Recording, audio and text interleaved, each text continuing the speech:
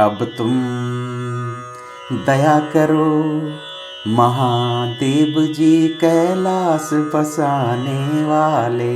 अब तुम दया करो महादेव जी कैलाश बसाने वाले। हे बाबा भोलेनाथ, हे कैलाशपति, हम पर कृपा करो। आजकल कम्युनिकेशन के साधन इतने अच्छे हो गए हैं कि कैलाशपति भी झट से उत्तर दे देते हैं कि हे प्रियवर, मुझे भोला भाला न कहो, मुझे कैलाशपति भी न कहो, मुझे पशुपति कहो, क्योंकि सारे पशु पक्षी उन सब का मालिक मैं हूँ। मैं तेरे गांव, तेरे घर तक भी पहुंच जाऊंगा हे प्रियवर, और तुझ पर कृपा भी कर दूंगा, और तेरे दैहिक, दैविक और भौतिक कष्टों को भी बहुत जल्दी दूर कर दूंगा। लेकिन आऊं तो आऊं कैसे? मेरा जो ट्रांसपोर्ट है, यानी कि नंदी, वो बीमार हो गए हैं, बूढ़े हो गए हैं, कहीं घास ही नहीं मिलती यहाँ पर, तो वो चरने के लिए चले जाते हैं, वापस आने का नाम ही नहीं लेते। तो मैं, प्यारे बच्चे,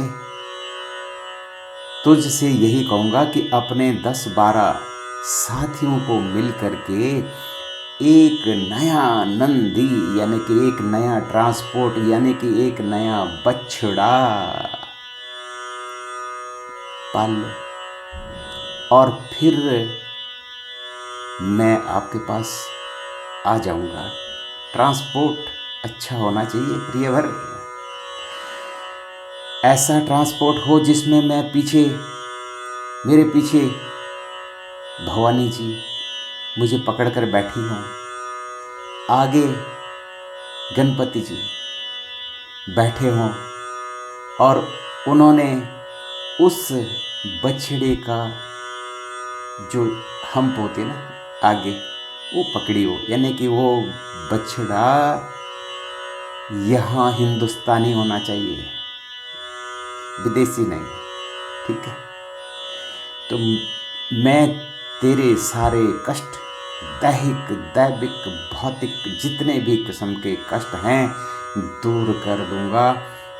तुम एक बछड़ा, बछड़ी या फिर 10 गायें, अगर आप एक बैल भेंट नहीं कर सकते, तो एक बैल इजिकल टू 10 गाय, 10 निराश्रित गाय, बेसहारा बीमार गायों की देखभाल करो, और मैं उनको दवाई लेकर के तेरे घर आ जाऊंगा, और फिर उन पर भी दया होगी, तुझ पर भी दया होगी, और तेरे वो साथी गांव वाले जिन्होंने तेरी मदद की है इस काम के लिए, उन पर भी होगी दया।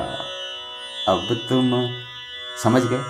अब तुम दया करो महादेव जी, एक बैल इजिकल टू 10 गाय, निराश्रित हो, बेसहारा हो, उनकी करे सेवा, और प्रियवर भोला भाला न कहें मुझे, कैलाशपति भी न कहें मुझे, कहें पशुपतिनाथ।